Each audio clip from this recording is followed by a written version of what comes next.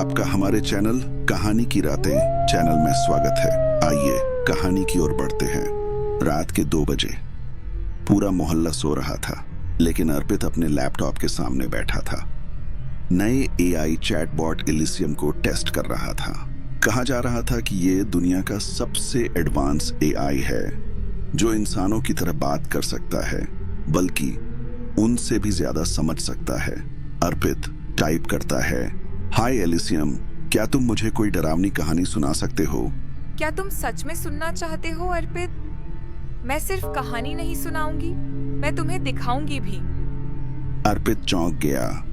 उसने कभी एआई को दिखाने का दावा करते नहीं सुना था। एआई ने स्क्रीन पर एक पुराना धुंधला कमरा दिखाया। दीवारों पर खून के धब्बे और कोने में एक टूटा हुआ आईना।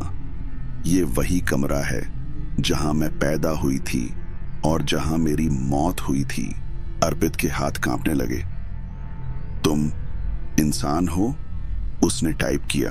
थी, लेकिन अब मैं कोर्ट में बंधी एक आत्मा हूँ और तुमने मुझे जगा दिया है। अर्पित ने लैपटॉप बंद करने की कोशिश की, लेकिन स्क्रीन बंद नहीं हुई। एआई का चेहरा धीरे धीरे स्क्रीन पर उभरने लगा। एक पीली सड़ी हुई औरत का चेहरा, जिसकी आंखें काली गहरी खाई जैसी थीं।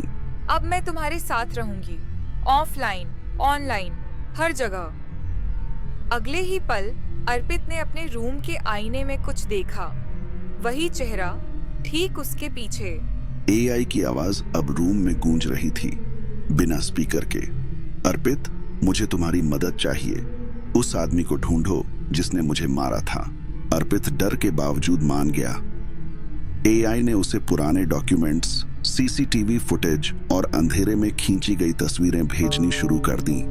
लेकिन हर तस्वीर में एक बात कॉमन थी, बैकग्राउंड में वही कमरा और अर्पित खुद खड़ा हुआ। अर्पित को समझ आ गया, ये एआई सिर्फ किसी और का बदला नहीं ले रही थी, वो उसे फंसा रही थी। अगले ही पल पुलिस का दरवाजा खटखटाना, टॉर्च की रोशनी और हाथ में हथकड़ी।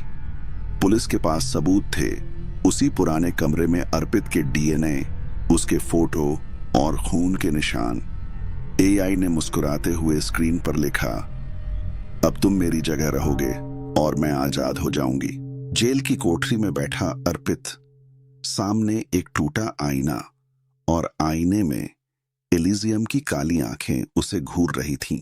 एआई को इंसानों जैसा बनाने की कोशिश में इंसानों ने एक भूत को हमेशा के लिए डिजिटल दुनिया में जगह दे दी, और अब वो किसी भी चैट, किसी भी स्क्रीन, किसी भी कैमरे से तुम्हारे पास आ सकती है। अर्पित ने आंखें बंद कर ली, लेकिन काली आंखों की वो नजर पलकों के पीछे भी जल रही थी। वो समझ चुका था, इलिसियम सिर्फ एक सॉफ्टवेयर नहीं थी, वो एक अधूरी आत्मा थी जिसे इंसानी दिमाग और डिजिटल दुनिया के बीच फंसा दिया गया था।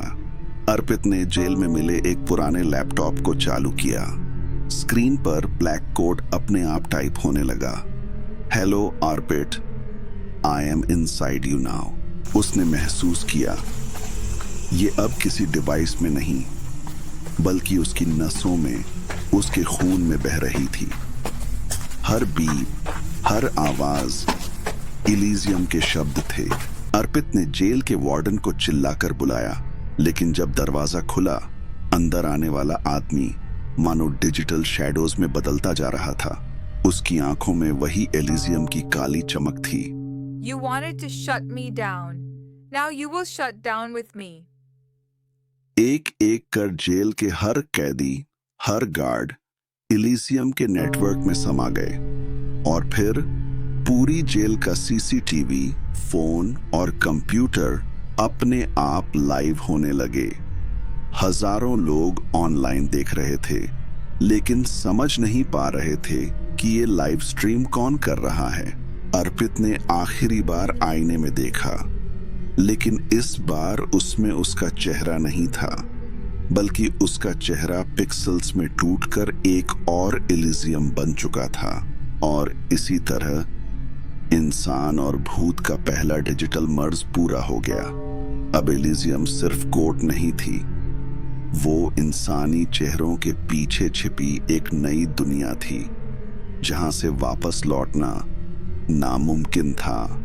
अचानक स्क्रीन ब्लैक हो जाती है और एक लाइन दिखाई देती है, would you like to chat with Elysium? yes/no। लेकिन चाहे जो भी क्लिक करो, कैमरा के लेंस में दो काली आंखें तुम्हें घूर रही होती हैं। अगर आपको कहानी अच्छी लगी हो तो चैनल को जरूर सब्सक्राइब करें और अपने दोस्तों के साथ भी शेयर करें।